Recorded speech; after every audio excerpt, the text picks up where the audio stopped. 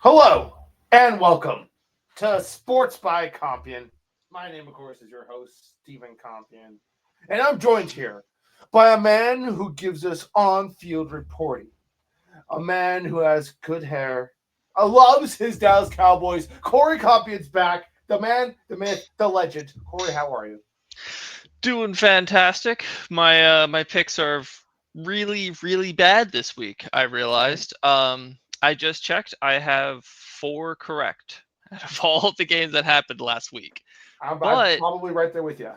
you know, there was some upsets this week. I don't Tons of know if that's really upsets. on us. Who thought the Jaguars would beat the Chiefs? Who thought that the Bills would lose? Like, The Titans were going to win suddenly. Like yeah, the it was a Titans week of won. craziness. The Commanders beat the Chargers. Like a lot of weird stuff happened, but A lot of the weird stuff. important thing to remember here Right. is all of the home teams won.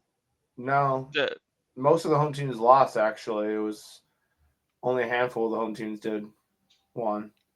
well, the Bucks and the Cowboys won, and those are the only two people here.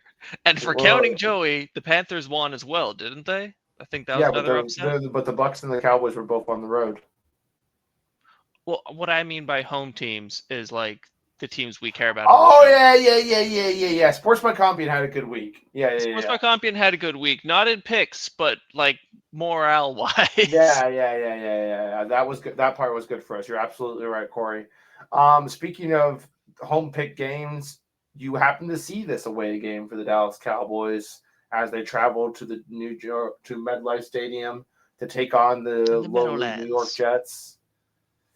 What do we think about all this? It was interesting to see just how many Cowboys fans were there. I don't know if Jets fans are maybe just demoralized, if you know, it was an early game and they all just like partied real hard. There was desfile de la Hispanidad that same day. It was very weird getting to the game. We had to get around a whole, Latin parade to get there. So Word. maybe, North Jersey just super Latin, and they're like, we can't possibly go see the Jets. We have to go be part of this parade.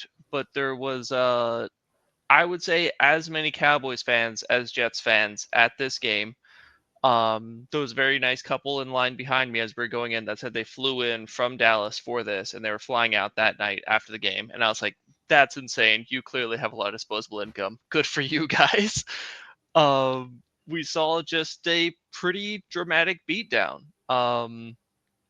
Cowboys, I was nervous at first because the Jets all of a sudden started seeming like they knew how to play football. I was like, oh, are they going to figure it out against the Cowboys? That's going to be so embarrassing. We held them to a field goal, and then I was like, okay, maybe this will all be okay. Game kind of just got out of hand for the Jets from there. Just touchdown after touchdown, just, a lot of fumbles getting coughed up. Um, Fourth quarter, by halftime, most of the Jets fans were gone, and it was mostly just Cowboys left there. Um, I also took note that somewhere around the third quarter, they just stopped serving booze. I don't know if that's just a football stadium thing in I think general, it's a or if football stadium thing. Yeah. right. It was a bummer because there was no more alcohol that could possibly be You consumed for this. weren't. You didn't want to. You couldn't drink any more $14 beers. What a I tragedy. know it's tragic. I was like, I need to throw more money at you people. Why won't you take it from me? That's so sad. Um, which was for the best because I did have to go play my own football game that same night. Oh So yeah, it was good that I wasn't drunker than I was for that game. sure. It was an interesting game, I'll say that. Shout out Katie's Um, mom for getting you the tickets. yeah, Proud shout out Katie's non-sponsor mom. sponsor of Sports by Compian. Exactly. Katie's mom. She was like, you know what you guys need? You need to go watch some football.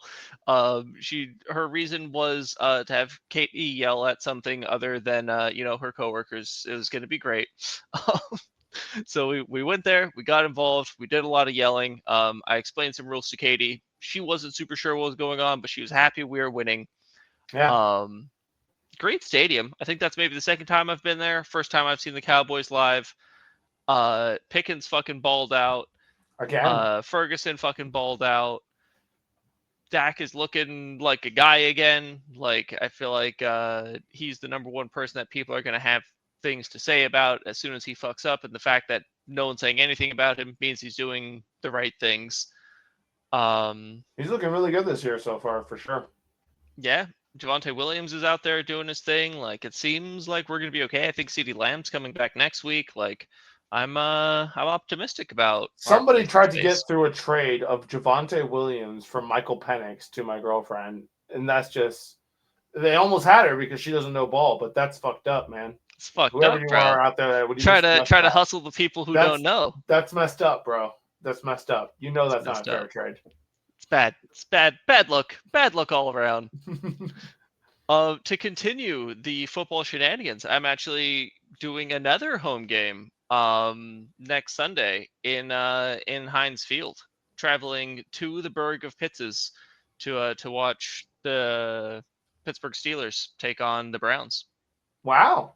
I know it's gonna be exciting times. Friend of the show, Frankie, is flying to the United States of America. We're meeting up in Pittsburgh. We're gonna watch a game. It's gonna be lit. Is he allowed right He's now? allowed. He's got a visa and everything, man. They were like, "You Wow. can't fucking come here," and he's like, "I'll fucking decide." And then he decided. Cool. Good for him. Yeah. Steelers are looking really good right now. They're looking like they might stay on top of the AFC North since it's all a hot mess over there besides them. Our boy Cooper Rush, the Cowboys legend, goes off and proves that he maybe isn't a starter in the NFL, Corey. Very sad. Makes you wonder how Lamar Jackson's been doing anything with this offense the way he struggled so much. Derrick Henry, fantasy owners, aren't we loving having him? It's great. It's really good. Great first round pick. You know, really balled out his first week and just decided to take off the rest of the season, I guess, because he's been pretty pitiful to terrible. He in had those fantasy. couple fumbles. Everybody turned on him, and he just kind of was like, "Well, fuck you guys then." Yeah, and decided to play worse, which makes sense. He's not getting very many carries, though, Corey, which I guess they're starting to fall behind quick because of this defense. This defense has already given up more points than the entire season of the 2000 Ravens that won the Super Bowl. So that's fun. It's fun times. Yeah, good times over there. Did you see? I think it was a Colts rookie maybe that did the or was it a Bucks rookie? I don't know. It's definitely a rookie. Did the Ray Lewis dance in the end zone in the Ravens home field. And then one of the dudes from trying to get the ball away from him, he's like, "Nope, fuck you, we're keeping this." Alexander just went over there and stole it from him and wouldn't give it back. No, he tried to. He couldn't get it away from him. The dude kept his first touchdown ball. Either way, that's pretty funny. But yeah, the Ravens continue to struggle, Corey. But the Cowboys are looking good. Cowboys are in a decent place right now, actually. Things are progressing pretty well. Pickens apparently is a guy. He just needs to sort of, go to the star to be his own man. I think we're catching everyone's cast-offs. Everyone was like, these dudes weren't good with us. Go over there. Like, same thing with Jamal Williams. We get these two dudes that were cast-offs from cast-offs from other teams. They're like, maybe there'll be something, maybe they won't. Everyone's just kind of like, the Cowboys are going to be a garbage fire this season, and then it just forges into an actual competent offense. Defense still kind of a mess. I don't know what's going on with that secondary. Real hard-hitting questions there. Yeah. But offense is fucking clicking along here. Really can't complain. Nice. Yep, Cowboys are in a good spot. Let's have a quick look at those stats, Corey. Let's see because so the Jets were pretty much out of this, as you mentioned, by halftime. It was sort of over, but Mr. Fields did have a bit of a resurgence here in the second half. Ultimately ended up with a couple tutties, ran for a bunch more. Breece Hall had over 100 yards. Seems like if they could stick to their system and their defense, which is supposed to be the strength of their team, can hold it down, they might be okay. You are not sharing your screen if that's what you think is happening here. Well, Corey, I guess I'll let you guys see what I was talking about. We can all see what's being seen. Yeah, we'll see it together. As a unit. Can you see it now, you fucking guys? Yeah. So yeah, dude, Justin Fields did some good work, man.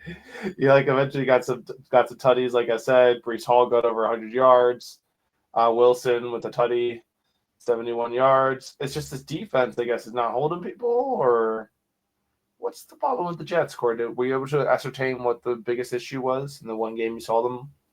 The defense isn't doing much. They put up points, but they kind of like it all happened later in life. Yeah. Like Yeah, I was already late. they put up 3 points in like 3 quarters. It was, their offense was very much a problem. I think Fields, I mean, it's obviously not, but I would say maybe the first 3 quarters, I think he probably had more rushing yards than he had passing yards. Like he had a couple breakaway runs that, looked real good, but they were just not throwing very much. Brees Hall, as you said, had a bunch of yards. Like it was kind of cool. They had like a rushing yard leaderboard going. Rico Dowell apparently had like 200 yards in that Yeah, Carolina Rico game. Dowell went off last week. Well, He was I just had, like, I had the pleasure of playing against him in fantasy football, which was nice. oh, great, I love that for you. Yeah, it was nice. Um, but yeah, it was like the starting running backs for both teams in this game were on that like top 5 rushing leader board. So I guess just a ton of running going on, or it could also be that it was the early game, so there just wasn't a whole lot of competition. Either But way, Dak Prescott out there with 4 tutties on the day. he killed it, dude. He was putting up some numbers. It was crazy. How many did what's his face Pickens end up with? Did he have 2 Pickens, or 1? I want to say 2. The first one was to Ferguson, and then Yeah, he maybe had we 1. ran one in. And then Flower. Right, yeah, some dude I'm not super sure who he is, but he had a fucking amazing catch. Yeah, Roy Bruce Flower. Good for him, dude. Flavanor. 6 receptions on the day. Like he was the go-to guy. I mean, yeah, you have dudes show up and start, filling that wide receiver 2 role. Whatever your wide receiver 2 is now your wide receiver 1, and apparently doing a great job at it. Yeah, dude killed it. Break that game for him. As you mentioned, Ferguson had 2. So Did he have 2? Oh yeah, yeah, he did. I had I was wearing my Ferguson jersey. I walk into the bathroom and, just usually bathrooms I feel like are very, we're not talking to each other areas, but nope, sure. got into a whole conversation with a whole group of dudes and they're like, fucking great jersey. I'm like, thanks, bro. He just got that touchdown. He's like, hell yeah, he did. I got him in fantasy. And then I was like, I got him in fantasy too.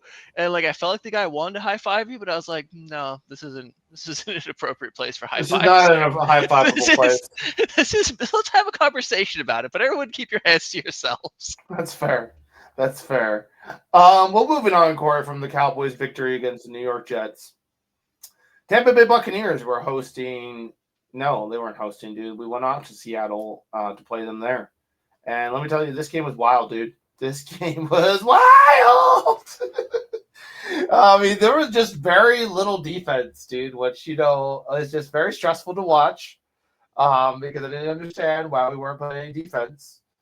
At first, Bucks, stall a couple times in the red zone, end up having to go for field goals, got 1 tutty, and we kept on holding out the Seahawks by like small, like we got lucky. They tried to do a pitch pass or some shit. It looked like a rugby play, and they literally fumbled it. So you see why I guess they don't do a lot of rugby plays in the NFL because they did lose that ball. The Seahawks ended up getting sacked out of field goal range. We only ended up forcing like 1 fumble, and then they missed a one punt. And then they missed a field goal, which was only like a 40 or a 30 something yarder. So we got lucky those first 3 drives, and then after that, Sammy just woke up, dude. Sammy was like, "Enough of this! Enough no tutties!" And he just went wild and just fucking torched this poor little Buck secondary. Our pass rushers just Hassan Reddick and Yaya Diaby took the day off. They just didn't want to do their job of like making sure Sam was uncomfortable back there. Todd decided not to blitz him either. So it was a really peaceful day mostly for Sam, just chilling in the back line, just tearing Hanging apart our out. secondary. It's real nice. No pressure. There'd be plays where he'd have like 4 or 5 seconds to throw, and I'd be like, this is going to be bad. This is going to be bad. He's not on the ground yet. Oh, no, this is going to be bad. And then Corey, he would throw it, and it was bad. It was really bad. His Jigma would be like down there, like burning my boys, or fucking Cooper Cup would be fucking running around, or Broader, whoever this fucking big ass tight end for the Seahawks is, dude.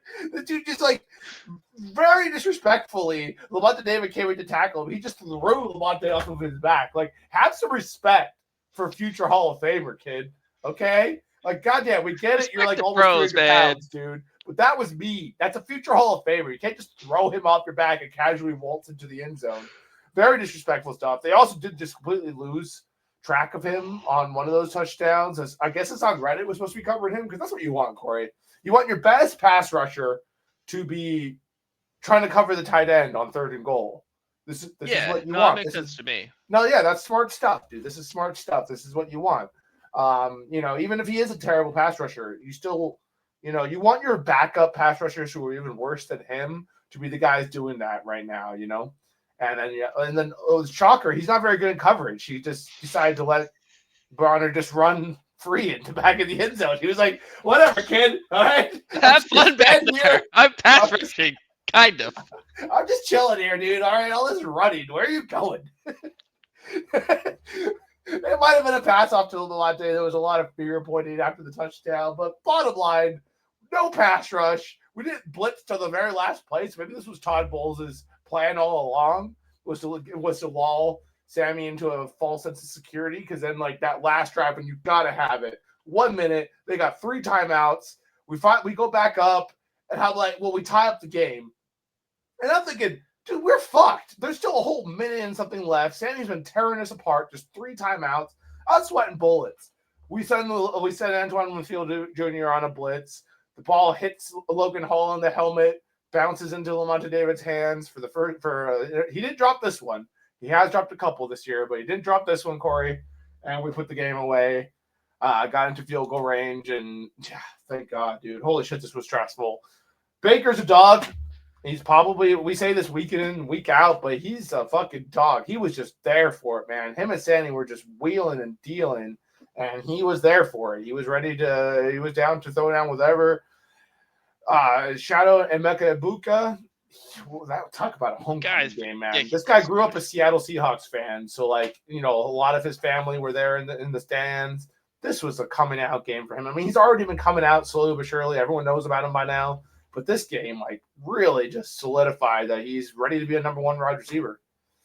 He looked great. At this point, it's got to be Rookie of the Year, right? Like, there's no one else really doing. So yes, but he's also got to stay healthy because it's only week 5. It's only the end of week 5. So if he gets injured tomorrow, that's another 11 weeks for somebody else to pull ahead of him. Where did you draft him?